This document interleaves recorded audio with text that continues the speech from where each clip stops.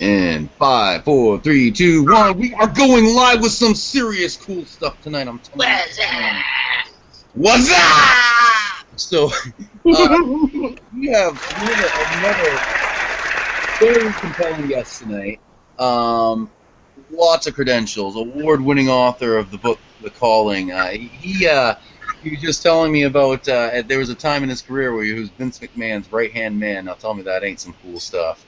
And he's been a television producer, a writer. I couldn't even begin to list all the accreditations and awards and stuff. And the man to whom we are speaking tonight, and I hope will hear a very, very important message for all of us. Let me introduce Jacob Israel. So go ahead and tell us a bit about yourself. I always like to start. I always like to start with a testimony. You know, I always like to start with how we came to stumble into our relationship with Christ, how He sees us. So, go ahead, sir. This is absolute madness. I love it. You guys are. This is great, man. I love it. On my radio show, I do all the sound effects too. You know, you got to make it interesting and exciting. Okay, I can't take credit for, you know, my journey, if you will. My mother was, it's like, tell me your testimony. I was born in 1971. You can go back all the way. She was a, single mother, and she was very young. I never met my biological father. He took off, which was very much by design. And I got to tell you something. I've noticed a lot of people that are very forward-thinking, that have this gift, if you will, for just kind of a deeper meaning into things. You know, especially when it comes to like the holy books, like the scriptures or the Gita or the Quran. And so from an early age, you know, I actually grew up. This is ironic. My backyard was a I lived in a place called Chickahominy, and when I lived with my grandmother, my nanny, who I read about in the book, our backyard was a project called Adam's Garden, which I think is crazy cool, that I lived there till I was 6 years old. My whole life has been just this, like, right out of the book, absolute parable. Jacob Israel is my name. I wrestled. Like, quite literally, I was one of the head writers. There were two at the time, of World Wrestling. It was WWF. It was right before they took the F out, got the F out, and became WWE. During the height, mind you, of their ratings, it was they've never reached ratings since I've left. I mean, they lost, believe it or not, half the audience, and I'm a firm believer that the reason is because, you know, I had this.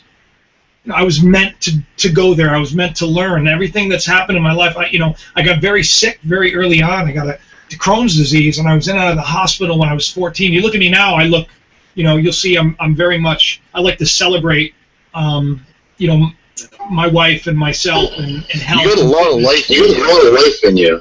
Yeah, man. I mean, we all do. The problem is it's just been dumbed down by a bunch of nonsense, a bunch of lies, and the world formed us. Adam in the garden, which means humanity as a whole. It doesn't mean one literal man. It actually means mankind. Look it up. Adam is a symbol of all of us.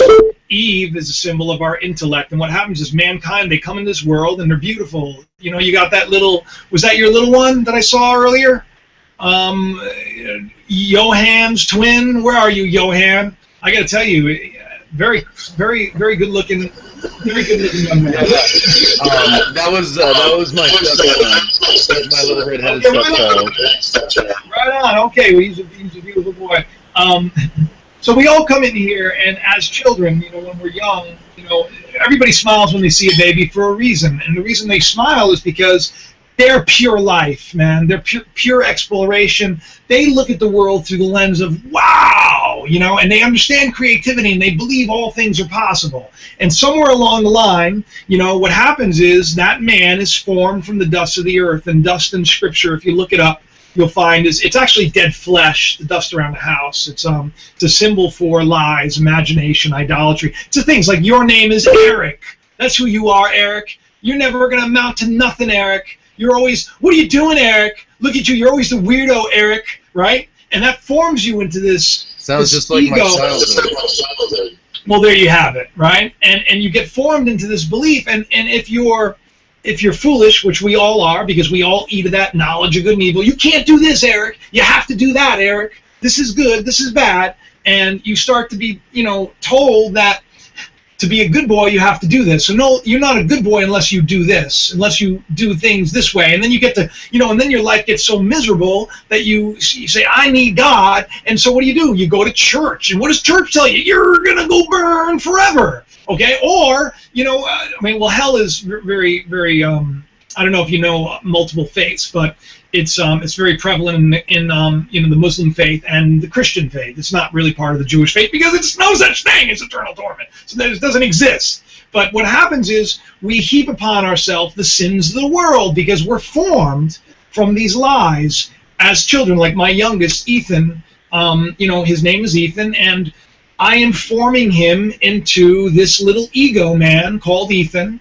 That's not his name, and nature, that's his name, meaning that's not who he really is, that's who I've said he is. And so I formed him into this young man, but there's going to come a time when Ethan's going to say, I'm not what people said I am. I'm more than a name, which is why I changed my name, I'll say professionally, to Jacob Israel. There was another reason for it, but that was one of the reasons. So I, much like everybody else, was this kid who, just was passionate about life, and then it was very hard for me. So I started seeking something higher, and I knew that there was more.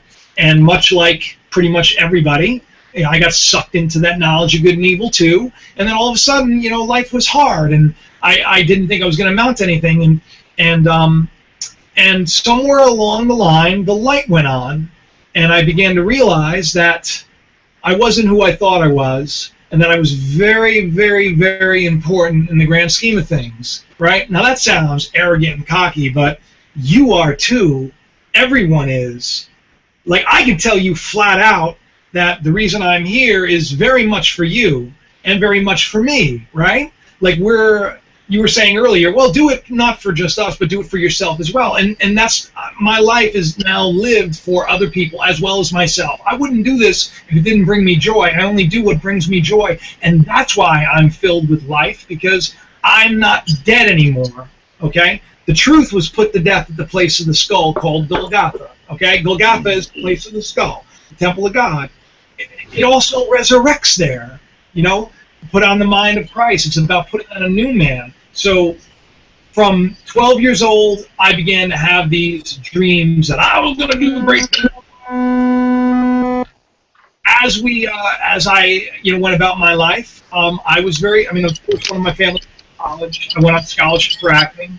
I started a theater company. I would say things to people that they said couldn't be done, and they would be done. I would say things like, I'm going to do a movie when I graduate college. And they said, oh, no, you can't do that. And right after college, my first movie was produced that I wrote. So in other words, I've lived a life of pretty much believing that all things were possible. It was kind of like, that's the good news, that whatever we say becomes. Our words become our reality. And so I, from being very, very deadly sick, I've had my intestines removed. I've been, I had a really abusive past, to being just a badass overcomer, man.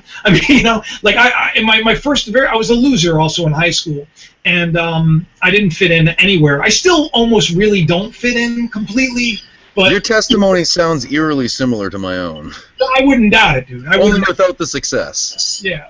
Well, listen, how can you define success, right? Now, success is not direct. Right now, you're talking to me. We're on an even playing field. You have a roof over your house. I have a roof over my head. I have food in my belly. So do you. You are a success, but you're only the success that you believe you can be right now. You see, you may have a grander vision of yourself in the future, but we were talking about earlier. Remember, we couldn't get on. And I said, what? Enough of this. I said, enough of this. I'm just going to make it happen. And then, boom, within just a couple of seconds, because instead of me thinking, oh, my goodness, I can't well, these poor kids, I can't get on the show with them, and what am I going to do? And I'm like, what am I doing? I'm not operating in faith. I am faith. I'm faith incarnate, man. That's what we are. I'm filled with life. So if I speak it, it will become. If I have faith and I'm not wavering. That's what they said in the scriptures, that ask God anything, he'll give it to you. But you got to believe. You know, you got to believe. Is that my friend? Do I see Gary Emerald over there somewhere? I think you do. Hello. You gotta be kidding me. Is that Gary? Yes. You know, my God, this man is so just. Well, you already had. Oh, stop. I was watching you earlier, Gary, and I was thinking. Now, get this. I was thinking, I would really like to talk to Gary again. Hello, Jacob. And here you are, my friend. How are you? Good.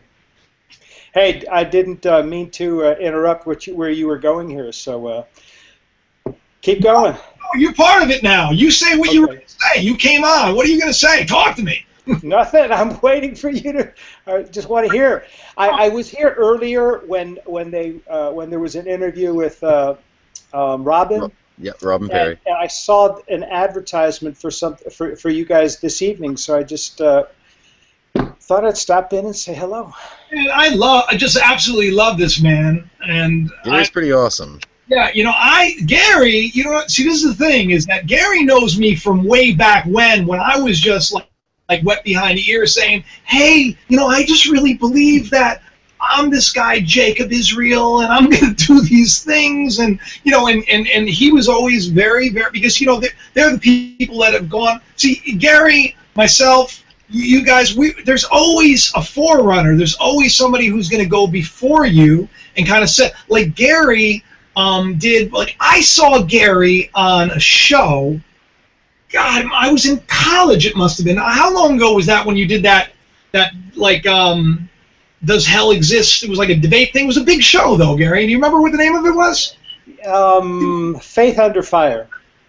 There you go. I saw that thing in college before I knew you and thought to myself, because back then I knew what you were saying, and I'm like, I can't believe it's on TV, you know, and then for me to find you years later, I think I told you that story, but we've talked now and then. We just haven't talked in a long time, and when I was watching the video, I thought I would really love to talk. Like, I believe that you know you're here because this is just the desire of our heart.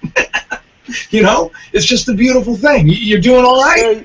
So you sucked me in here, did you? You know, I don't. Energy. Yeah, I mean, it must have been because I was watching your because you know they sent me a couple of links and I'm like, I don't know who these people are. I go, I know Gary. So I was listening to your show and it was just an excellent show, and that was really because I was still on the fence. I'm like, I don't know who these guys are. I got an email just asking me to be on the show. Here's your number. Would you call me? When people, you're like me. If someone sends you a number, you call them. You know, and so I did, and so then they were like, can you go on as early as tomorrow? And I said, I guess. I mean, there's got to be a reason for it. So, I mean, what can it hurt, you know? I can get up and leave. Where are you located? I'm in New York. I'm in Long Island. Okay. Yeah, Okay. I've been to Long Island for, quite some time now. I love it. I love Long Island. I love where I am. Life is just amazing, you know? Hey, I just want you guys, the techies, I was hearing feedback, but I do have the plugs on. So I'm not sure if I'm doing something. No, it's not. Things up. No, it's not you, Gary. Okay. It's a necessary evil right now because we weren't able to get Jacob on with the computer, so he's got to use his phone. So there's there's gonna be a little feedback there, but You want me to plug my headset in? You think that would help a little more? On his computer, Eric, he got it to work by. Oh, you did get the computer to work. On the computer. Do you want me to plug in some headsets? Yeah, if that's convenient for you, that would eliminate a lot of the echo. I was curious about a lot of what you were saying, and I really do believe in the power of positive affirmation and how our energy. I mean, I'm really big into quantum physics and idealism and things like that, and I don't know how I could possibly be that way if I don't just see even the experimentation in how observation creates an eventual outcome. And it's how we choose to see things. And I think about that passage in Scripture that says, to the pure, all things are pure, but the defiled and unbelieving, nothing is pure. And I really feel that a lot. I always worry, though, that people think that just because they feel like they deserve something that they're going to get it, and I think that there's more to it than that, more of a heart intent. Yeah, I mean, it's not, is this any better, by the way? Are you getting as much feedback? Oh, it's perfect. Okay, it's better. Okay, good. I'm sorry, guys. I would have done this from the beginning. I was reading earlier tonight, and it was funny because I was explaining to this young guy, Charlie. He's kind of an apprentice of mine, and I was explaining to him, when it talks about how people are so, they're so kind with their lips, they say these, hey, Eric, how you doing, man? It's good to see you. But yet they're double-hearted, and that's the way people are today. People are, people are messed up today, man. People are messed up today. And I'm telling you, even the best of them is as a Briar. I know my heart, so I know that I can be just like everybody else in an instant if I allow myself to be, if I'm not on guard. It's very easy to allow your ego to take over. It's, and many times it comes as an angel of light where you think you're righteous to condemn somebody, or you're righteous. I've been coming under a lot of fire recently for simply sharing. One thing about me is that I believe without a shadow of a doubt that we are meant to share from our heart. But, you have to, you don't just, like, if you get some kind of insight, you don't automatically just go buck wild and tell the world. I mean, you got to have a little bit of, I would say, I call it godly coincidence, or coincidence where two things are coming together, where you start to understand that, what you think you should say and what you should say, they're really in alignment. You know what I'm saying? Can you guys hear me okay? Because now I'm getting a lot of feedback. Oh, yeah, we can hear you fine. I think Johanan had unmuted his mic. Was there something you wanted to say, Johanan? No, I was for a minute, but I'm good. Actually, I was noticing, a lot of people will tend to, it's right to make, not throw out the law and all that, but at the same time, people have a spirit with them when they judge people oftentimes, and it's all messed up. It's like they're better than the other person, or that... that's not what it's about. That's not what Christianity is about. It's about forgiving the person for the bad thing rather than saying, you dirty, rotten sinner type of thing. It's actually, can I take it a step further, Johan? Yep. I want to take it a step further if possible, man. It's not about even forgiving them for the bad thing. It's not seeing the bad thing. It's acting like it's not even there. Right, and let me explain how you get there, because everybody can get there. If someone is treating you poorly, and they're putting all of this, this negative energy towards you, and if you take that personally, and you understand that, that was, meant for you to somehow punish you, then it's going to make you upset, and you're going to want to respond in like manner. It's kind of like, you throw a ball against the wall, it bounces back the same way. But yet, if you catch the ball, you stop it. It's like if you realize people don't treat you poorly because of you, they treat you poorly because they don't know any better. And when you understand that, like when my son, I'll put it this way, because people are childish today, they're so foolish. Once you understand what motivates them and why they are the way they are, you can kind of see why. There you go. Yeah, once you understand. Exactly. Yeah. And as long as you understand that they're out of peace because of something in their life, you're there, you can be their savior, you can help them by showing them love, and by saying to them, okay, now go and sin no more, in other words, because the word sin it's not a bad thing, it just means to think foolishly, to miss the truth, to miss the mark.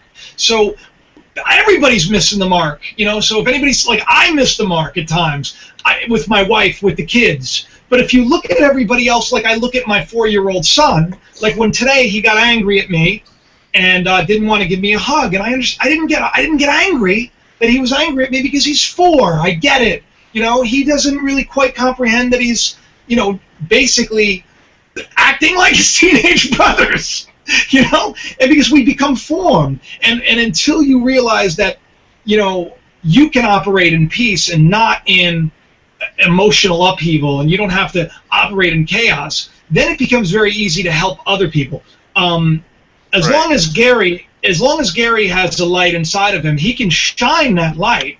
But man, you're not shining any light if you're existing in darkness. So it's all about love, and it's all about letting go of any kind of just what I would call, ignorance, suffering, wickedness, the stuff of the world, man, the ways of the world, the lust of the eyes, the lust of the flesh, the pride of life, So we need to love more than ever before, and today, my God, it seems like nobody is on that page. I mean, and I don't mean nobody, because I know that, there are some you're people. all doing... Yeah, I would say a majority. Even like Christians who think they're on the right side, it's like everyone's fighting, but none of them have the right spirit, basically. Well, I mean, how could they when once again, look, if you're taught that you're God, that you're supposed to be like God, and that God will send you to a place of endless torture because you simply don't believe in him. That gives you the right, you're made in that image, to do the same thing that anybody won't believe in what you say. So you wonder, every single major religion is taken the wrong way, and the greater message. And that's part of the plan. I think that we were meant to be baptized by John. I think the religious system was meant to kind of to basically put us under their wings so that we could be free of it. And when that authority gets chopped off, when his head gets chopped off, the real ministry of love and reconciliation can begin. And what are we reconciled to, really? We're reconciled back to who? To who we have always been, which is God, the Father. We are the projection of the Son in the world. We're all together the exact same thing. You're having an experience, I'm having an experience. I'm the beginning and the end of my experience. You're the beginning and the end of your experience. So what I do directly affects you, and what you do directly affects me, even if we're on, what did Einstein call it? Spooky action at a distance? Where's my... Quantum entanglement. Yeah. We're all, that's it, man. We are all attached to each other. And so if a majority is in this place of pain and suffering, bring the rest of with it. Well, see, it's like that. I don't know if you know. There's this parable. It's called the 100th monkey. It's an experiment where I know. Once. I've heard of that. So it's kind of like if enough of us, it's like if you're shining the light and you're teaching people to do things the right way. And I have a tendency of rubbing off on people, and I'm sure every single one of you do too. The people that I'm around, they start to. It's funny. They start to not only act better by being kinder and more patient and forgiving, but they start to eat better. They start to, spend, quality time with their family and friends. And, it's almost like, so when you say that I'm full of life, which I love that you said, because that's the way we should all be. I am a light set upon a hill, man. And I wasn't always set upon a hill. And that's the problem. Most people aren't, because we're all just shining in darkness. Not me. I'm using my life as, it's almost like a social experiment. I believed if I put it out there for free, not wanting anything in return, that I could literally change the world, because I believe that that's my destiny, if you will. And I believe that's every single one of your destinies too. And I believe we have the same story, because we're all the same. My future is dependent on you, and your future is dependent on me. Together, everything's established. So we need to get on the same page. And the problem is, which brings you to, I think, the reason he called me tonight was my last essay, is that everybody's on. Right, not real. Yes, but yes, I don't want to say there's a deadline. There is ultimately, but there's not like, I can't say that there's a certain date and boom, it's coming to an end.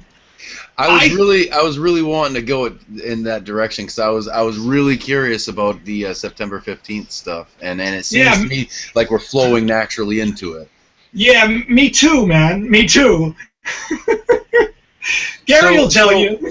Gary knows that I'm not into this literal stuff. Gary and I are very much cut from the same cloth. So this is all. Oh, go ahead. Sorry. This is all new to me, man. This is all new to me, and I just got to be faithful to what? I don't know. Why? Or what? I mean, look, I got a book coming out, man. I'm successful. I'm about to do a TV show. I mean, like, I have these things going. Like, you think I really want to be the guy with the placard? You know? I mean, so I wouldn't. What's that all about? I mean, really, what brought that all about? I mean, I read on your website how for a while now you've been receiving these dreams, these visions, these impressions that your life was going to drastically change. And then you began to realize that it wasn't just about you, that it was much further reaching than that. So, I mean, walk us through that process. Well, and you know, it's funny because whether this is, it could be, I want to point this out because, you know, I believe very firmly that we are, if a monkey has a child, it's a monkey. If a dog has a child, it's a dog. If a human has a child, it's a human. If a God has a child, it's a God, okay? Endowed with the exact same express, you know, whether it's, you want to call it DNA or spirit power or whatever. If I am in the Father and the Father is in me, and it's like that we are one, then everything that was been given to him has been given to the Son, and everything given to the Son is in. It's the scriptures say that everything was made through the Son, for the Son, by the Son. We're the Son, okay? And if you say that no, that's not the case. You know, we're not creating everything. Well, I mean, right now you can look at CERN, and that's something that we've created because we believe that we can. I can, you know, right now text India. I don't know how it works, but someone believed somewhere along the line that it would be possible, and it became. We tricked ourselves. I think there's going to come a time when we will just realize that we are co-creators and that we, you know, should be creating together this paradise that we were given, as opposed to the hell that it's become, which I think is part of the plan. Though I think like it has to get bad. I think this is part of the plan. I think we have to learn. Now, so go ahead. Oh, sorry. I was just going to ask: are you familiar at all with Johannen's work? Not at all. I'm sorry. I don't read a lot. He tends to be followed by a lot of technical people, but he's not quite the populist that Michio Kaku is. But I think that he's more on the breaking edge than Michio Kaku. Michio Kaku is just a nice face piece. Johannen's actually doing some serious work with quantum physics. Oh my God, that's wonderful. Yeah, Johannen, I mean, you've been listening to all of this stuff. I mean, how would you reflect off of this? He mentioned CERN and, you know, us creating these new particles that we've never seen before. Well, I know CERN is creating a number of new particles. I would, depending. I mean, I'm not certain about some of the doomsday scenarios around CERN, like they have cosmic rays that are much higher intensity than that. But do you want to know my? I just want to mention, there's always strangelets and things like that. We probably would have been hit by strangelets too. That was a thing. Like if it's high enough energy to generate strangelets, then we probably would have been consumed by strangelets already because there are cosmic rays that are higher, like many orders of magnitude higher than what we would produce in a particle accelerator. So. Wow. But in the greater scope of things, I mean, I'm just trying to intersect like a Venn diagram. Sure. You know, Johannen's been really working towards a deeper understanding of reality, and his is... I do think that once that deeper understanding of reality is hit, it's going to have some very, very interesting implications for the direction of religion, actually. Yes, that's where I was going with this. I want that's how I want you. I want to see you guys interact on this because Johannen's been really hyping some stuff up, and basically, I know... Okay, so what they found is... This is the forefront of quantum gravity right now, and they're trying to merge quantum mechanics and general relativity. And in doing this, they're finding that you have to treat space-time, like the distance. I mean, where are you, John? Jacob, where do you live? Long Island, New York. Long Island. Island. I live in California, okay? Okay. We're like 3,000 miles away from each other, probably? Right. Okay, so there's that big, long distance between us, right? But now here's the crazy thing. They're saying that's space, right? They're saying that that's actually emergent. There's something more fundamental than space. Okay. Which is very strange, and they're furthermore saying that actually that space is actually an illusion. It's... Yeah, I mean, can I cut in here for a sec? Yep. So over my head, man. So over my head. But that being said, I'm going to speak my language, and I think we're going to be on the same page, okay? Because all the ball bearings and the cosmic rays and all that. Right. When you said the space is an illusion, I'm with you, man. Everything's an illusion, dude. Okay. Right. So now here's the cool thing. They're actually saying now. You know how they say that modern physics is very strange. Space-time bends in the presence of time slows down. Particles can be in two places at once. These are two separate theories with weird things. Recently, they found that all the weirdnesses that you see in both of these theories have very uncanny resemblances to something very familiar, and that is video games. I was going to say movies. Isn't that interesting? Okay, video games, even better. Information processing effects in video games and virtual realities. Wow, right on. And so what they're saying right now, they've actually done some tests on this, where they tested realism in quantum mechanics, and they found it came out false. And they're basically saying that the best model of the world now is that what the physical reality that we think of as physical is actually a virtual reality generated from. Well, no kidding, man. I mean, listen. Yeah, listen, bro. Well, if you said alien life, then that maybe, I don't know. I mean, that would be cool, but that's not what I was not getting at. I mean, look, even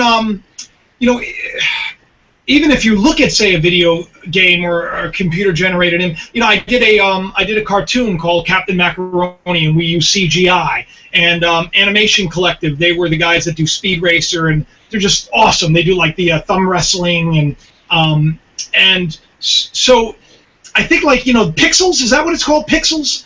Like reality boils down to pixels too. And we actually, if you will. We've actually gone to the point where that's what we call that is the Planck scale, where we've actually proven that the world is digital in nature. Right. So okay. So and I've understood that for a long time. I haven't understood the quantum mechanics of it. If I was to say that I'm skilled in it, I'm not.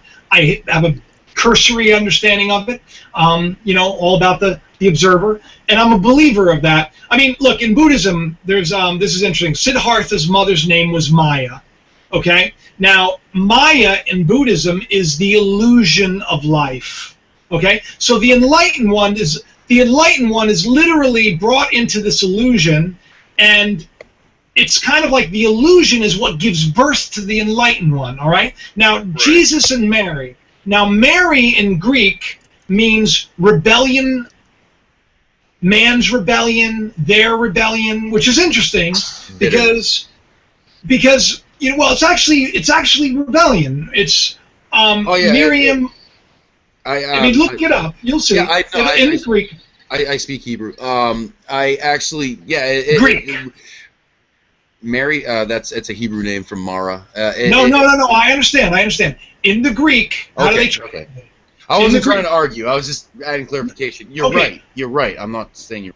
Oh, okay. So no, because my point is, it's kind of like rebellion would be like kind of saying this is not true. I'm going to believe this instead. It's almost like the opposite of truth. Rebellion is kind of going against a direction that you should be going to begin with. So, if the enlightened one is birthed out of illusion, the enlightened one is birthed out of rebellion. I mean, it's the same story of all of us being brought into this temporal realm, which ain't, let's be honest, it ain't real. You're walking around, and I mean, it's real to us, it's temporal. One of the great awakenings I had, you could say, happened with The Matrix. Like, I remember seeing The Matrix the first time, and I said, that's the world.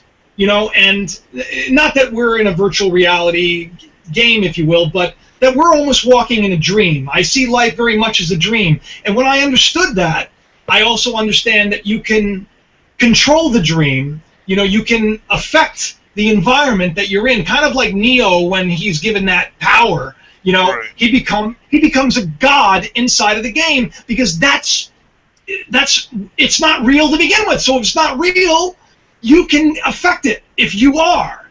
So if we exist and everything else doesn't exist, I mean, everything you're looking at is temporal. It will all fade away.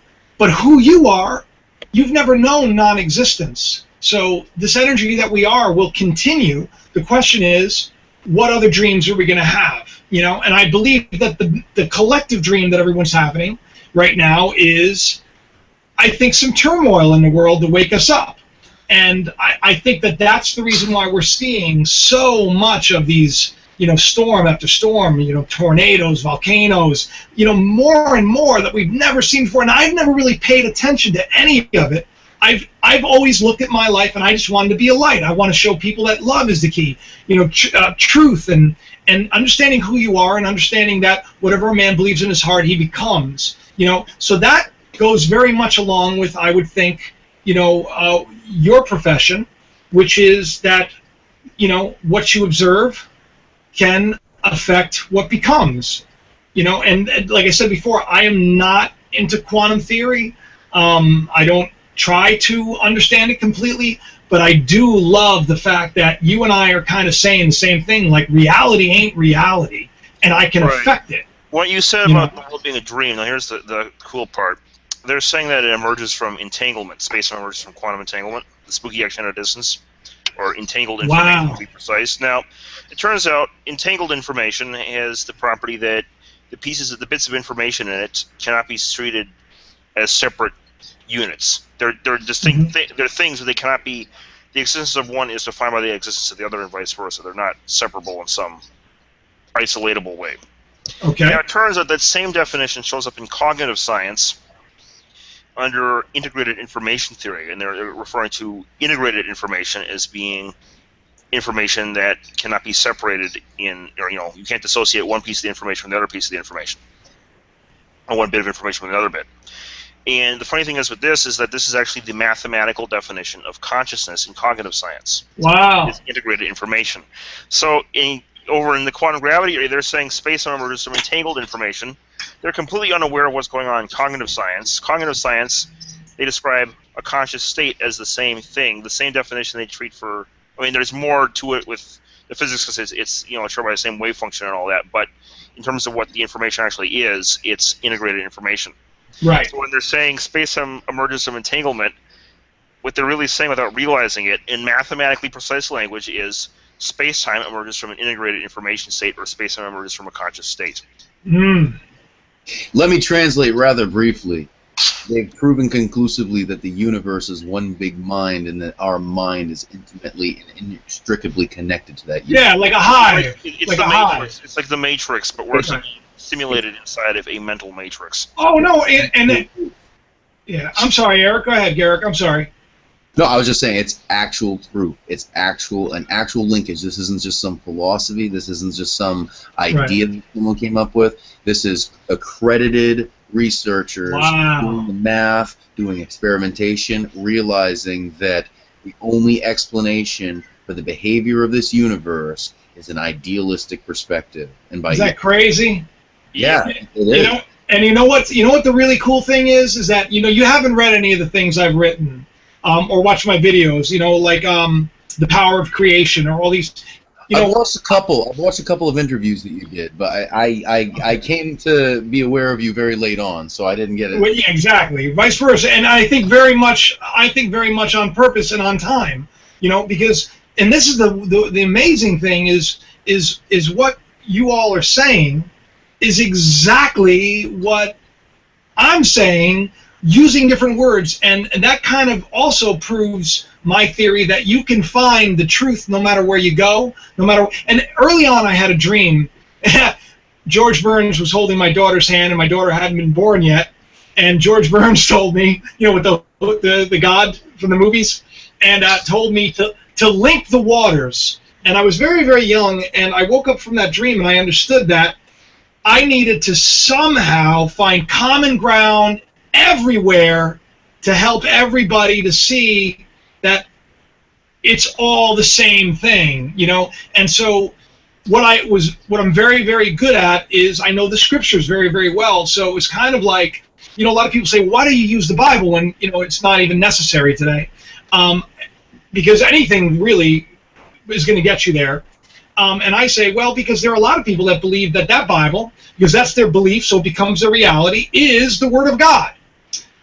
So, people like myself, people like Gary, there are other people that, they like to. So if that's their source of where truth comes from, then you can't just say, look, there's no such thing as eternal torture. because you got to go to their book and show them. And the good news is, this is the interesting thing, is that the scriptures, everybody says that they contradict each other. They don't when you look at it under the microscopes of allegory, and it adds up. Everything adds up. Like, you understand, like the firstborn in Egypt that is killed, all these plagues, every one of them is symbolic of something. And like the plague before the firstborn in Egypt being killed is complete and utter darkness. It's the thing that happened to Paul when he was blinded. He realized he knew nothing. The instant that you realize you know nothing in this ego man that you think you are, which you've been lied to and convinced that you are not, when you realize that you're not that guy pushing the papers, looking for Morpheus online all night saying, I know there's more, when you realize you know nothing, then everything goes dark. And then the next thing that happens is the firstborn, that firstborn creation, that Adam man, is killed off for the last Adam. So the idea of who you are is killed. That's a good thing, because when the firstborn is killed, Israel's finally set free from Egypt, which according to Scripture is man's confusion. Pharaoh, and you correct me if I'm wrong on this one, Eric, and I'm not saying that I'm saying that in an honest way, because I really need to know. Pharaoh in Greek means a man's nakedness, their shame. And I find that fascinating, that shame rules people in a land of confusion, and they're ruled and they're beaten and they're whipped by their shame, by Pharaoh. But the instant that first man dies, the instant that firstborn is killed off, Israel becomes free. And guess where that shame and everything else, it's buried in it's in the sea. It's the only place that'll take it. And this is all obviously symbolism. And so, I think that we're all going to wake up to the truth. I think it's going to happen. I think that we all needed to be baptized in this world. I think we all needed to take upon ourselves the sins of the world. He was given a crown of thorns. Paul had a thorn. The sower goes out into the field and sows seed. Some of it falls among thorns. You see how, like, all of these literal words, they come together so you can understand what it means. The thorn, Jesus said, is the cares of the world, the sins of the world. Each of us, when we were born, we took upon ourselves the sins of the world, these lies, and we died to the truth that we actually are more than just a human being that has no control at all, that we are, like you said, part of this one great hive mind called Christ or God or whatever, that we are literally these unique little offshoots of the exact same thing. And that's why we all need to get on the same page. Could you imagine what we can do, if we do it in love? Does that make sense? So, I mean, yeah, that makes sense. So, I mean, what do you think is going to happen on September 16th? Oh, I don't even know what's going to happen on September 15th. I mean, I'll tell you what happens. I wasn't trying to force that. I was just trying to see, it seems to me like we're coming to a breaking point where we have two directions to take. Right. And it's that's kind of where I was going a bit, maybe. Yeah. No. Yeah. It's kind of like, I think that this is my hope. You know what I would like to happen? I would like September 15th to be a time where everybody, the light goes on in everybody, and we enter just where we come to ourselves. No more fear, no more loathing, no more, and we realize that we're all connected. Like a light goes on. It's kind of like, that veil that hides the holiest of holies in Scripture. And, when Jesus was, crucified, it was rent in two, it was opened up. It's like, it would be like we all have these blinders on. It would be great if September 15th the blinders came off. Now, do I think that's going to happen? No. I wish that would happen. What I think is going to happen is I think that we're going to enter a... Oh, God, I'm sounding like that guy. But I'll be honest. I'm not that guy. Well, maybe I am that guy. I believe that we're going to enter a time where we're going to see some maybe problems with the economy. Consequences. Well, I don't want to say. Well, yeah, consequences for our actions. Sure, thank you. Global warming. This is our issue. Economic collapse. consequences for our actions. You know, war, consequences for our actions. Earthquakes, consequences for everything that's going to happen. Isn't like you're a bad person, I'm going to punish you. We are reaping what we've sown, and we've come to a point, much like a pregnancy, where at the end, those pangs of birth, I'm getting those pains, get me to the hospital. They're a couple of hours apart. Now they're a couple of, half an hour apart. Now they're a couple of minutes apart. Now they're seconds apart. I think we're going to come where we're going to see a very, very quick and total change to our environment in a very short period of time. Now, I don't know. No one's told me that a comet's going to fall from the sky. What happened was, for months I've been telling people September 15th, everything was going to change for me. I've known it for a long time. I knew before, I said that I was going to do a speaking engagement back in December. I said, I'm going to start being asked to be on shows. I said, people are going to ask me to be on radio shows. People are going to ask me to speak at their congregations. I'm going to be on TV. And guess what? I said it would happen by my birthday. I just turned 44, and, I had my first speaking engagement at Metron about a week before, and then one after the other, and now I'm getting more and more and more, and everything's lining up, and now the new book's coming out. And so when I said September 15th, everything was going to change in ways, I've been saying it in videos, and I've been writing about it, I thought it had to do with me. I thought, like a carnal man, I'm going to get famous, or really, I'm going to reach that 100th monkey, and I'm going to get all the monkeys, It's kind of like, so my whole life has been building to this point, and at 44, around September 15th, my actual destiny will begin. Now, here's the irony. The irony is, about a week ago, I had a caterpillar infestation in my yard. Not a week ago, I guess it was a month ago.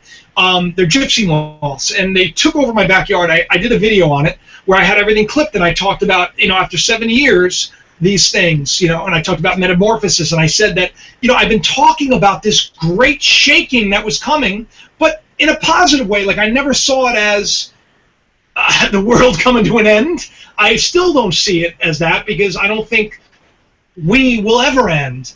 Well, yeah, but every beginning requires an ending. Well, everything that's not real can't be forever, right? So Exactly. So I'm with you, and I think the way to get rid of the falsehood is to find the truth. And so I guess once we know the truth, we'll be set free from everything else. Long story short, way too late, I know. Did you know what you were getting yourself into? After I did this video, I had been told in a dream, do a paper on the 144,000. I kept thinking of the 144,000 from Revelation. I got a check sent from my mother for $144, and I thought it said 144,000. I got an email, and so I was like, okay, I guess I'm supposed to write this paper. And then I got an email. Somebody actually asked me, hey, could you write a paper on this? I said, all right, I'll do it. So I wrote this paper on Revelation 14. Now, the irony is, I broke it down all the way to the part where it talks about, right before the grapes enter God's wrath. I never got to that part. So, my video ended with, and my essay ended with pretty much happy, happy, joy, joy. We're all going to be changed. It's going to be great. And then I had this bad dream and it was a short dream. I was sitting and I was stoking a fire. My wife, hey man, how you doing in the background? Come on over, join the party. So I see little kids and everybody else. I love this. It's Sonia. So cool. What's up, Sonia? Hi, Sonia. How are you? I'm good. How are you? I'm new to this format, Sonia, so have grace for me. So I had this crazy dream where my wife, there was this tent. In a dream I knew it to be a tabernacle. It was wide open. My wife came out. She was holding this huge fatted calf, and it had just been roasted, and we were about to, offer it up. And I woke up with this kind of horrible feeling that I maybe got it wrong. I don't know if you can hear me. I have terrible feedback. Sonia, could you mute your mic? Oh, that's better. Thank you. Yes, absolutely. Yeah, it gets crazy. So, I woke up. It was like 1 o'clock in the morning, and I was like, "Oh no!" And then I had this sinking feeling that September 15th wasn't just about me and finally doing what I've been called to do, which I thought was, really help people to love. And I realized that perhaps we were entering a time of turmoil, and that this great change. I went through here's how I should explain it. To get to where I am, and Gary will explain this too, it really hurt. I don't know if you can still hear me, but it really hurt. I went through a very, very hard time. My life was very, very, very difficult and very, very sad and very, really, really. I mean, you want to talk about a shakeup. Many times I didn't even want to live. It was horrible. So there was a lot of tribulation to get me to this place. There was a time when I was taking, I was on Lexapro and Klonopin, and I was cutting myself. I mean, I was a mess when I was younger, And there came a time when it was like, I always knew I had this calling on my life, if you want to call it a calling. That's why I call it the book. We all have a calling, but I didn't know who I was, and I was believing I was what everybody was saying I was, and then it manifested physically, and I was very, very sick, and then I was very, very abused, and I was very, my whole life was that of a victim until I realized, my God, I'm not a victim at all. I don't need any of this stuff. I said, I'm a victor, and I said, this is who I am. I'm Jacob Israel, and that's when my life began, but to get me there, I had to have a star falling from the sky. I had to have, the terrible earthquakes, I used to have dreams of tornadoes. I had to have so much shakeup in my life to get to a place where I finally let it all go and just trusted that, that there was, Jesus said, greater is he that is in me than he is in the world. He goes, I go to my Father is greater than me. A lot of people said, how do you describe God to a scientist? And I said, okay. My conscious mind is much smaller than my subconscious mind. My conscious mind is in my subconscious mind, but it doesn't know what my subconscious mind is doing. My conscious mind can only do what my subconscious mind predicts and permits. So it's kind of like I'm in my subconscious mind and my subconscious mind is in me. And it's kind of like that time where you link up. The idea of who you are and who you really are become one flesh. And that's what Scripture's talking about. It's talking about you, the man in the world, the image, the video game player. You realize that you're also at the helm playing the game. And you realize you are a lot more than just some sorry little worm like Jacob in the Scriptures. That you are now Israel. So like Jacob, I wrestled and I didn't let go. I didn't let go until that sunlight started to come up, and that's what everybody else needs to go through. If I needed to go through heartbreak, you need to go through heartbreak. If Gary went through, and I know Gary went through heartbreak, you need to go through heartbreak, because you don't know what love is until you know what hurt is. It's sad, but that's just the way of the world, because we've all been brainwashed and we all died. The instant we died, we left love and we took upon ourselves wickedness. We took upon ourselves the sins of the world, the lie of the world. It's a dog-eat-dog world. You got to get ahead at any cost. The heck with them. They shouldn't talk to you that way. You better get them back. The lies of this world we've been tricked by, man. And the instant we ate of this tree, we died. So the only way to get out of it is to shake it up. A nightmare has to get worse before you wake up. And it's time for us all, as a planet, to wake up. So the nightmare has to get worse. I just don't know how it's going to happen. So I realized that around that time frame, possibly, there was going to be a big shakeup. Now, I'm not a conspiracy guy. I don't know anything about all this stuff. I just found out about CERN and everybody saying it's opening gateway and 666 and the thing. All the conspiracies. I didn't know anything about anything, man. Okay? I didn't know that there was a new moon on September 13th, that it was the Feast of Trumpets. I didn't know that. I didn't know it was Feast of Tabernacles on the 15th. I didn't know Jade Helm was going on and it ends on the 15th. I didn't know any of this stuff. So when I got this feeling that I needed to warn people, which I've never done before because I'm Mr. Allegory, trust me, I wasn't jumping and chomping at the bit to do so. It's not the kind of, I don't need that publicity, man. As Gary will say, I like the allegory, the symbolism. Life is good. It's not like I'm not tickling your ears because I'm telling you got to love, and no one wants to love. People want to be told that, if they don't get it your way, then the heck with them. That's what they want to be told. You tell them that you have to love people. Like when you were saying before about a Christian when they're doing wrong and you forgive them, it's no, you don't see the wrong. There is no wrong. You don't judge anymore because you realize we're all the same. So the worst part of that person is the worst part of you, so you got to help root it out. Jesus was the way, the truth, and the life. Look at it as a symbol of the truth inside of a man. Gary's walking down the street, and he has this truth about infinite torture, and he is the leading guy on this stuff. There's a man who believes in my book, Gary, he's shaking his head. There's a guy on the street who believes in infinite torture. Gary comes over, he's the truth on the subject. He's the one who's demon-possessed, because a demon, a devil, is a lie from the father of all lies. It's just a lie. These are just words.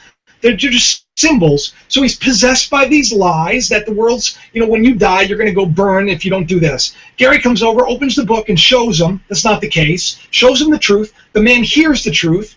It casts the lie out, and he walks over, and he tells the next person.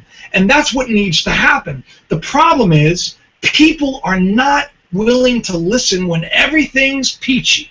People only want to hear the truth when they feel like their effort has failed them. The law is there to frustrate us, man. It's there to frustrate us. So, yes. So I'm going to stop talking now. I think I've said a lot. You take it over. I want to say something that I'm pretty prophetic myself, and whenever you talk, I felt the potency of what you're saying. Like, I feel it deeply. Like, whenever you say something, it's like I'm just stunned, like, whoa. Because I actually feel it. Like, a lot of times when people say something, I'm just kind of like, yeah, okay, and I'm like trying to tune in, but it was just like I can feel the reality, the multi-dimensional reality of it, and it's like, I just had to say that because it's pretty epic. There's a million things that I could launched off there, but, huh? Yeah, I mean, listen, man, it's, Jesus said, my sheep hear my flock, right? My sheep, only those that are in my flock are my sheep, and if you're not, so you're already there. We're all the same. It's not like I'm the shepherd or you're the shepherd. We're all the same. My words, he said, are spirit and truth. When people are like, God is a spirit, okay, well, what is spirit? Well, a word is spoken thought, okay? Yeah. So there's the God of this world, which is the spoken thought of pain, suffering, hate, lies, and then there's the God of truth, which is, it's the yin and the yang, So the reason you're feeling that is not because I got anything special. It's that, what was it, deep calls onto deep, I think they call it, Gary. I'm not sure, I don't remember that scripture, but it's kind of like, we're all from the same sort because we are the same. Yeah. You and I are one. If you've seen me, you've seen the Father. If you've seen me, you've seen Jesus. If you've seen me, you've seen you. It's like it's no longer the name. When they say take on the name of Christ, the word name in Greek means nature. Like if you look it up, it doesn't mean literal name. It means nature. So when you take, if you take upon yourself, call upon the name of Jesus, right? It's the nature. You're calling upon the nature of truth. He said very clearly, I think it was in 1 John, as I am, so are you in this world. As he is, so are you in this world. We're all the same. His thing is, you are a light in the world, he's a light in the world. You're a living epistle, he was a living epistle. He was the first fruits of that time. We are the first fruits of this time. There always has to be a forerunner. How else will you know the truth if there weren't some that were chosen and appointed to do so? I know for a fact that my life was going in this direction. When I said I was going to work at WWF, okay, no one everybody thought I was crazy, but I did. When I said I was going to leave it and go and become the head writer for one of the largest Christian networks in the world, they said I was nuts. I did. When I said I was going to have my own show, they said I was crazy. When I said I was going to become Jacob Israel, and I was going to become a spiritual leader in the world, they said I was crazy. They still say it, but yet Google Jacob Israel, and what I'm getting at is my vision, sadly, is grander than most. most people have a very shallow idea of where they are and where they can be. I've always seen myself as global. Like, I am a light that is going to shine bright, and I believe it. And because I believe it, I know all things are possible with faith. And it's not out of greed or anything else. It's like I can't help.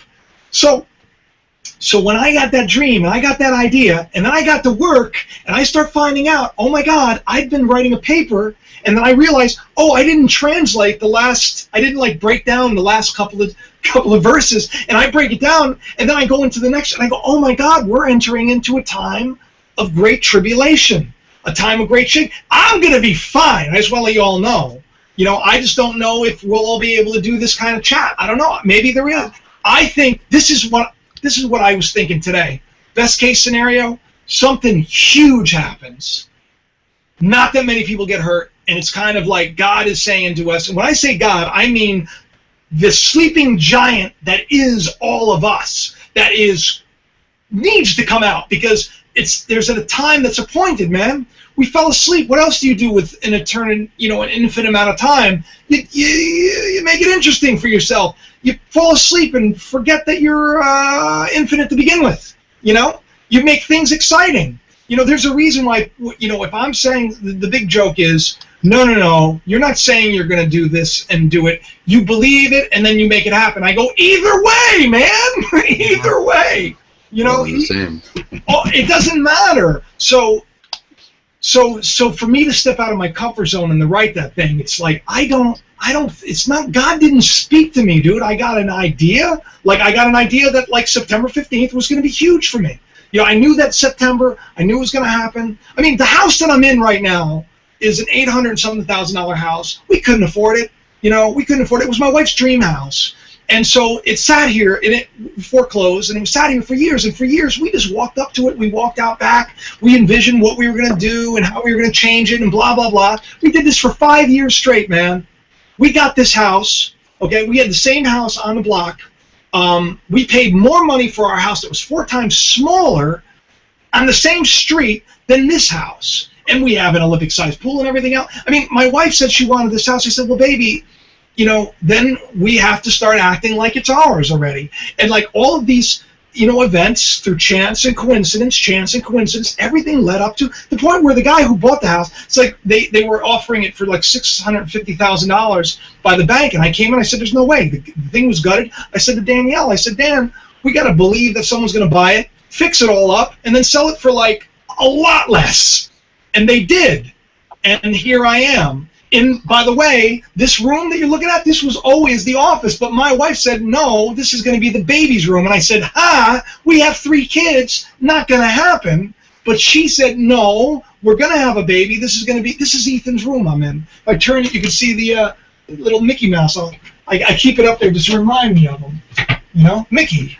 So, okay, now my wife, but here's the thing, I had to agree with her.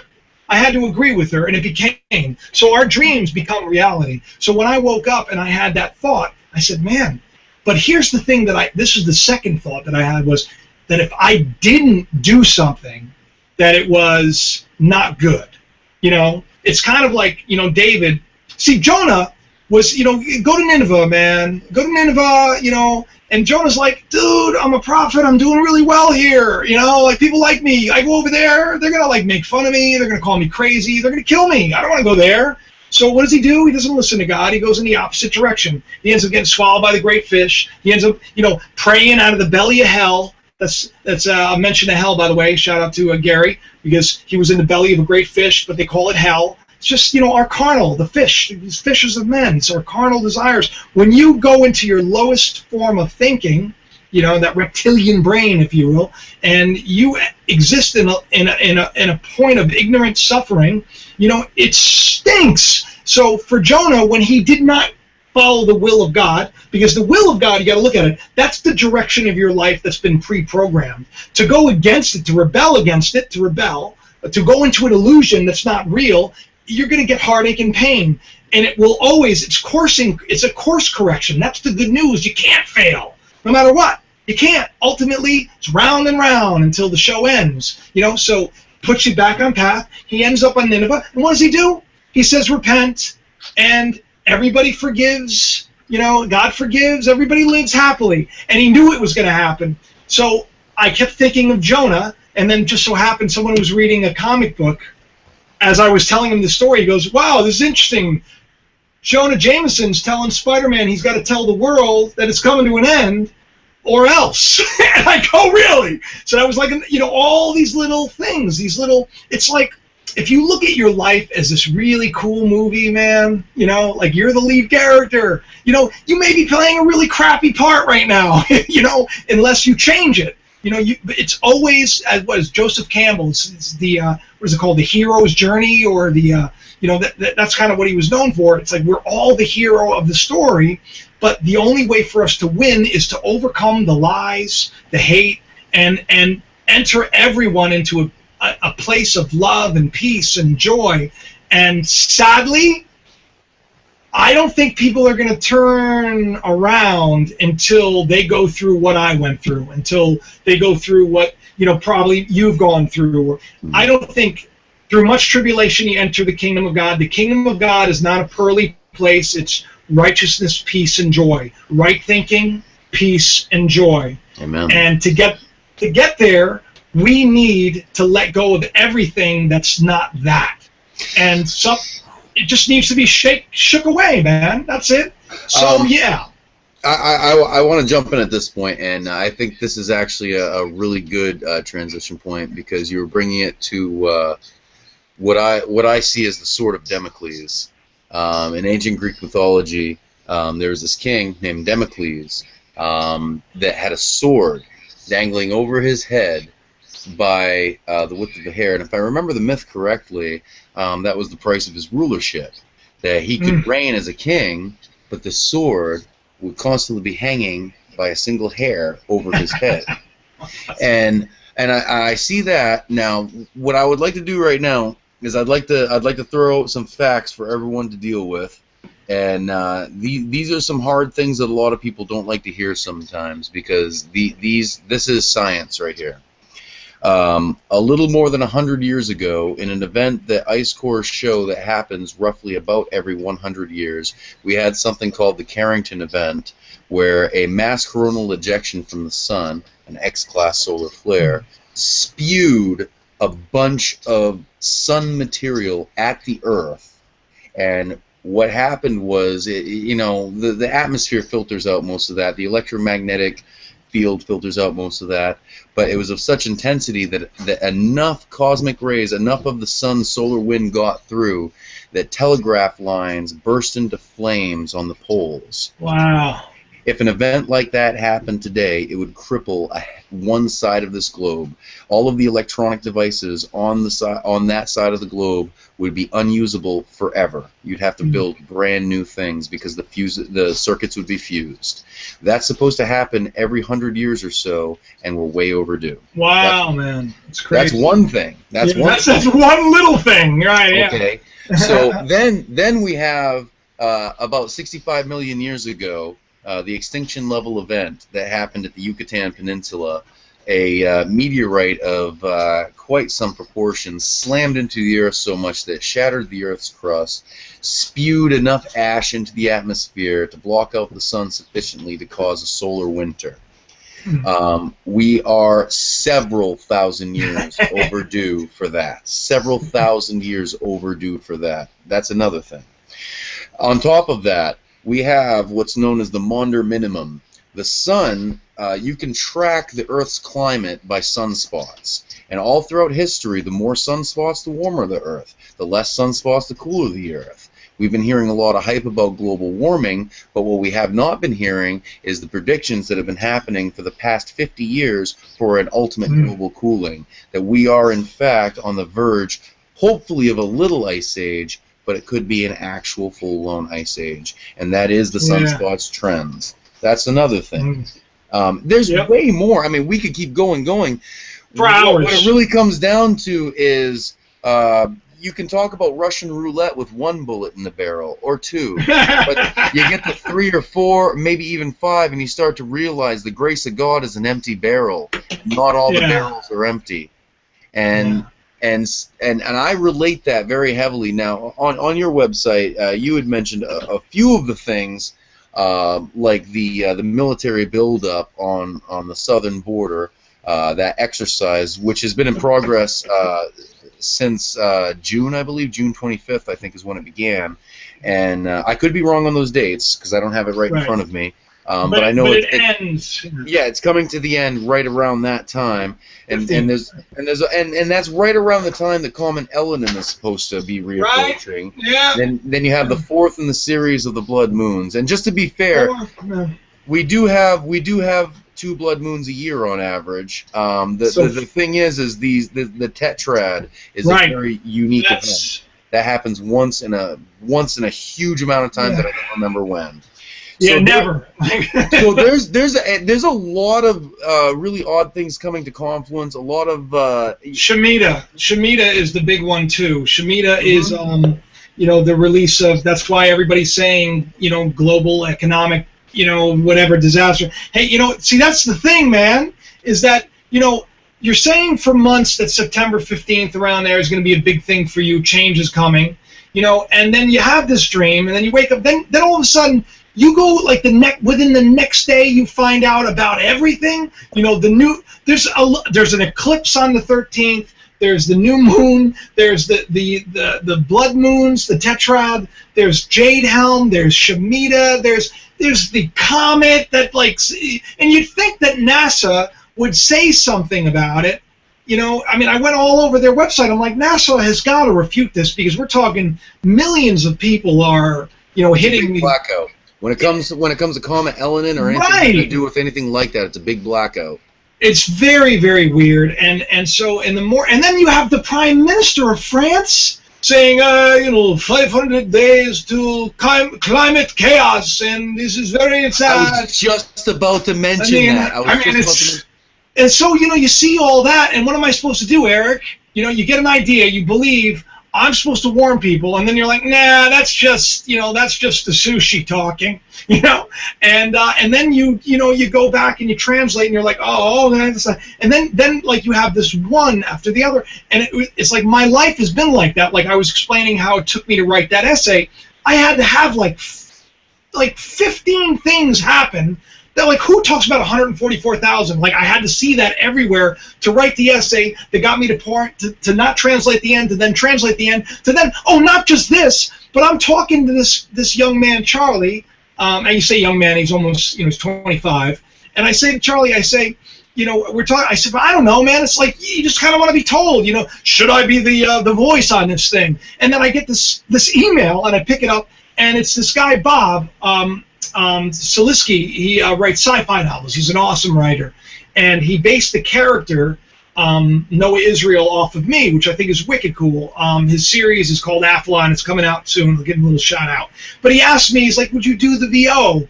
And I was like, yeah, man, I will. And so as I'm saying, so what am I supposed to say? I don't know. It's like give me the words. And I literally got an email from this guy with a voiceover about warning people about the end.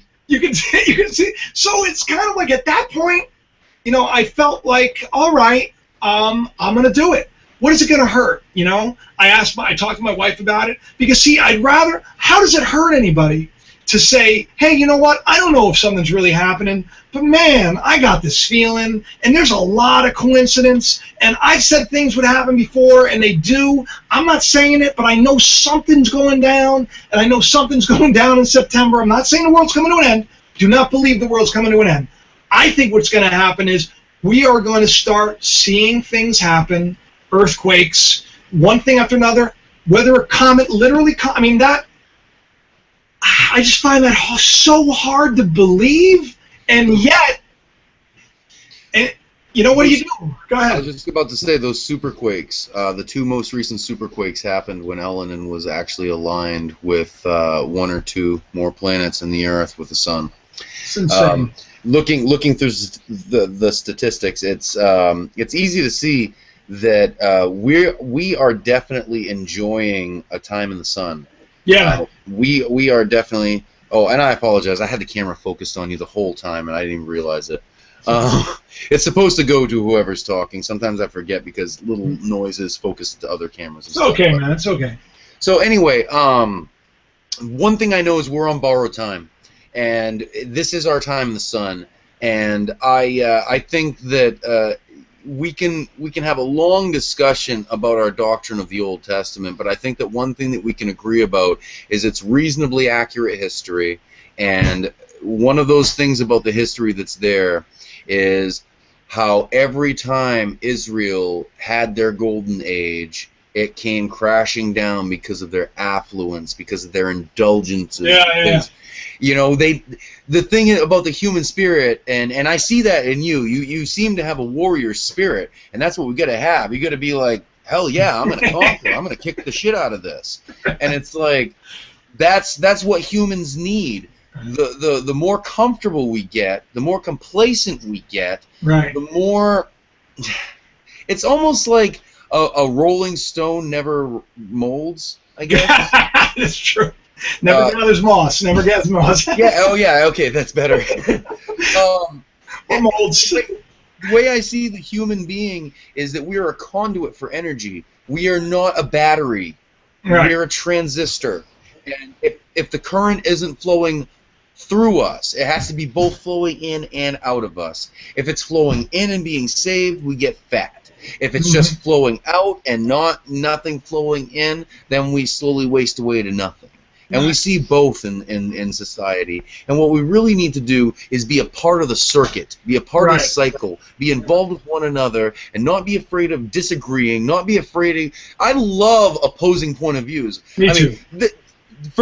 In my opinion, tonight, there's a lot of things that we could debate about, to be honest with you. Sure. You said, but that's not the purpose of tonight's show. I want you to be able to spread your message, and that right there, I think the heart of your message is exactly the same thing that I counsel everyone around me. It's like, if you don't believe in yourself, why do you expect anyone else to believe in you? Mm-hmm.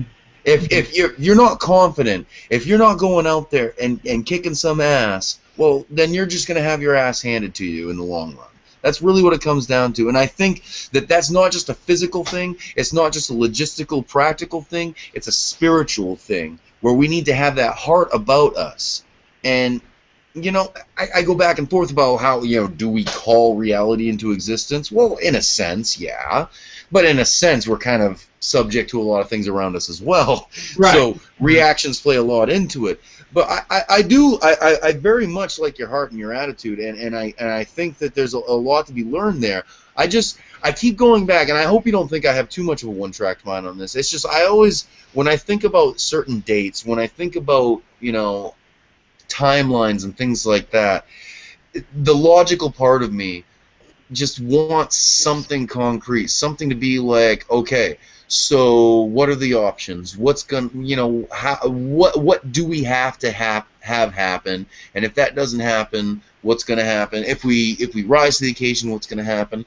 It's Okay, so that's the that was the second thing, was that I felt, you know, like what God said to Jonah was that, you know, if people repented, you know, and look, the scriptures say that if you return to me, if you gather up and you bring it into the store, I will open the gates of heaven and pour out blessings upon you. And sadly, those blessings sometimes are hard times, but blessed are those that, you know, struggle. So I believe that, you know, I think that the karma is very much in play too, man. I don't think that, you know, we can just, you know, everybody just says, okay, we're going to be good now. I just don't believe that people can change. I don't think that if I told you, look, you know it's better to love than to hate, right? And I don't believe if I went right now to, you know, Barack Obama and said, hey man, let's just let everybody go in the service. You know, let's not fight any more wars. Let's just, you know what? Let's distribute the wealth. You know, why don't we get? And if I went to Congress and say, hey, why don't we do this? When I went to the banks, I said, hey man, you know, we could all, hunger, we could eliminate hunger. You know, it's like, that's what God wants, and why don't we just do it? That's the right thing to do, right? They're not going to listen. So, me saying what I'm saying, you know, it's sad, like, the fear of the Lord is the beginning of wisdom. I say this a lot. It's not the end of wisdom, okay? fear gets you to the beginning of wisdom. I'm not scared of anything. I'm a little anxious because I know we're not supposed to be anxious for anything, but I don't really know what's going to go down. You know, I'll say a couple of things, right? Like, I was at the gym, and all of a sudden I was listening to something, and then I started to think, oh, wow. Oh, so like a major ministry is going to be exposed soon. All right. Well, I'm not going to tell people that, but all right. Well, we'll figure that out. I'll wait and I see other things. So I'm waiting on these. I get that missing piece for you. It's called universalism. Oh, you think that's going to be exposed? Is that right? This is snowballing like hardcore. Like, universalism was nothing 10 years ago. Nobody had ever heard of anything outside of Unitarianism, and these days it's catching like wildfire. And right. Well, that's my opinion, anyway.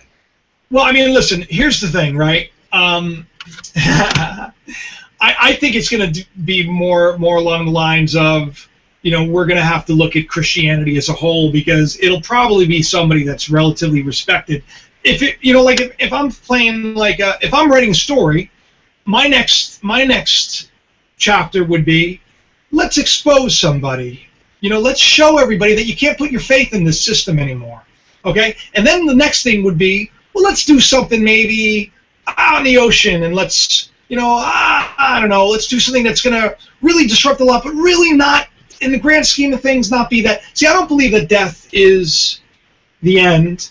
And I think that is a terrible thing for those that love the people that are, you know, no longer temporally here. But I think that everything's part of the story, and it would be great. It would be great if the next thing that happened was something that is, you know, globally huge and enormous and scary, but on a grand scheme, maybe doesn't really affect us that much. So it gives people a chance to say, okay, maybe we need to return. You know, maybe we need to return to the Lord. You know, if you will. And then the next thing would be a little bit, it's kind of like, you know, I got to wake you up out of this bad dream, so let me give you a couple of things to help you do that. And if, you know, if it gets to a place where it's just, you know, you're about to give birth and it's just one thing after another, then that's what it is. I hope it's not, but I don't, when I hear the word universalism, you know, people used to say that I was a universalist. I'm not a universalist. I'll also say I'm not a Christian. I'm also not a Jew, not a Hindu. I'm not anything. And I know that's hard for a lot of people, but I will say one thing: if you've seen me, you've seen Christ. If you've seen me, you've seen the Father. You know, but I don't think that I've arrived. Like, I know that it's like I'm about to be completely, we'll say, restored, if you will. Like, I still have a little bit of worry, a little bit of, you know, a little, and I shouldn't, because that's, a lie has no place in truth. And anything that exalts itself above love, the same should be torn down and cast away. So anything that exalts itself above love, which would be this conversation, I'll tell you who it is. It's the Universalists. No, it's the Jews. It's like, you know, I think that the reason why universalism, I'll say, is catching on like wildfire, right? And in the grand scheme of things, it's really probably not even wildfire. It's probably like a little small brush fire. I think that it's, you know, it's kind of like people are waking up to the reality that ultimately everyone will be saved, okay? Now, if we are all energy, ultimately we all are going to be saved regardless. You know, the only thing that'll be lost is the son of perdition. I lost not one, the son of perdition. It's not Judas. It's that man that we thought we were, that we are not. It's the carnal, the id, the it in Latin. You know, it's not the superego or the ego. It's really that base guy that got us into all that trouble to begin with. I think that once that firstborn is gone, you know, I think we're all going to get along a lot better. I think right now you're seeing first stripes. You're going to see people popping up all over the place that are going to be speaking a very, very similar thing, and they're going to be saying it very, very boldly, and you're going to feel it. People are going to feel it because it's going to be coming from a place of truth that's going to resonate with that divine spirit of truth within them already, because he is the light of the world that lights all men from the womb. You know, I mean, we all, if someone exists, they are part of the Spirit of God. It's an impossibility not to be. So I believe that where we're heading is a good thing. So my thought that I had that, you know, I thought that would be interesting to see And it would be even more interesting if it had to do with the network that I was the head writer for. I met with the, I was always the spy in Rahab's house there. Jacob went to work for Laban. He went to work for the sheep shearers. He was a shepherd there. I was a shepherd there. I wrote for everybody, but what I wrote never had anything to do with the lies that they promoted. It was always, they didn't know it, but I was writing very much the same thing that I'm saying now openly. That's why Jacob Israel became my pen name, which became who I am, because that's who I am, because it was all meant to be. So I think universalism is a listen, it's a step in the right direction, but it's still a religion. We got to get rid of religion. We got to get rid of it. We have to return to the Lord, man. There's only one, and that's it. You got to get right with the one that's in me, that's in you, And if you want to call it love, but we got to get there, brother. We got to get there. So. All right. Before we wind down and stuff, I just want to give anyone else a chance. If you guys have any questions or comments or anything, does anyone want to pipe in? Daniel. Anybody? Bueller? All right. Yeah, it's you definitely given us a lot to think about tonight, and I very much appreciate you coming on and joining us and taking time out of your life. I really do appreciate it. Yeah, it was really cool. It's a cool thing to. I like your energy. I very much like your energy. Thank you, man. And I think now. Afterwards, if anyone else wants to stay on to chat to discuss things further and everything, that's always a possibility. But for right now, I think we've come to a good point. We're about an hour and a half now, almost an hour 45 minutes. I think that there's a lot to think about, and I think that there's a lot of interesting challenges ahead for us. Technologically, sociologically, religiously, all of these things. Because ultimately, I very much do agree that we are all one, and that we very much our total success depends very much on the success of each individual, and anyone left behind is a failure for all of us. And so I really do believe that we need to have a love revolution that's more than just a symbol like what we saw in the 60s. A love revolution that bleeds. A love revolution that sacrifices for our fellow man and gives of what we have for the sake of another. And I very much think that we have the potential to actually go in that direction. I think authoritarianism is really reaching the point where it's creating a powder keg moment, much like the storming of the Bastille. People are getting sick of being dictated to en masse. We're 7 billion strong now, and less than a tenth of a million rule the rest of them and possess their wealth. And I really see a lot of drastic changes happening. The question is, will it be a revolution of love, or will it be the bloody revolution of the French? That's the trick. That's the thing. That's what always scares me. And so I hope for the best, but plan for the worst. I keep lots of canned goods on hand at all times. But at the end of it, I very much agree that it is all God, and that one way or the other, we will walk the path that we were meant to, and we will get to the destination that God intended for us. And, right on. And so thank you very much for joining us tonight. I can't tell you how much I appreciate it. And until next time, and thank you, Gary, for popping in again. It's always a pleasure to have you in. Guys, we don't know. We don't know. We know some things. We got a clue about some things, but man, we're only ever going to figure shit out if we learn what we don't know from those who do, and they learn from us what they don't know, and we're just trying to figure out what the hell's going on. I think that's really the most noble cause in the human experience, is just to figure out not just what's going on, but what's your place in it and how can I serve. And I think we're getting there. And I think that One of the things I love about our conversations in this show is the fact that our goal is to A, understand, B, serve our fellow man, and C, be rock stars and have everybody love us. With those three pillars, I think we win. So, and of course I only half jest, but anyway. I do hope that you guys can look me up. Send me some friend requests. Let's keep in touch. I really enjoyed all of you. Definitely. I already you friended me. I got you on my list, and I hope everyone else does too. And we can continue the conversation. I think that we have a lot to talk about. But I want to go watch The Strain right now. So I have it on DVR. So it took a lot to get me away from. I'm a big sci-fi fan, and I'm a big fan of The Strain. Last thing I'm going to ask you before you go. Sure. Have you seen Chappie yet? I did, yeah. Isn't that interesting? These movies, right? It's insane. Super religious overtones. Yeah, everything today. Hey, it was funny because I went to I'll tell you this fun. I went to a movie with this thought. It was funny because I took a break and I had my lunch at a movie, and I went to go see, what was the movie I went to go see? Ant-Man. And I only watched the first 45 minutes because I was just eating. I haven't seen it yet. It was funny because the trailers, everybody dies in the end, Eric. So the trailers, no, they don't.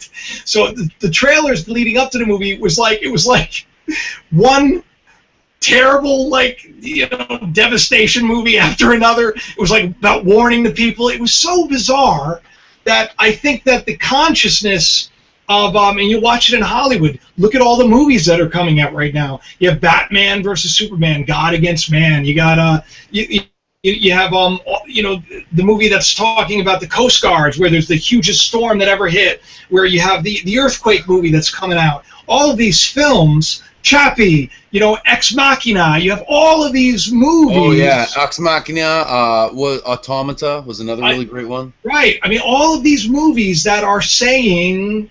And then the problem is, so we literally are creating it because that's where we're going. So I have no doubt that all the people that are giving me a hard time right now, which is interesting because, and I'm sorry, I'm keeping it, but Jesus, when he was feeding the 5,000, they loved him. The instant he said something they weren't hip with, they were like, all right, I'm out of here. So.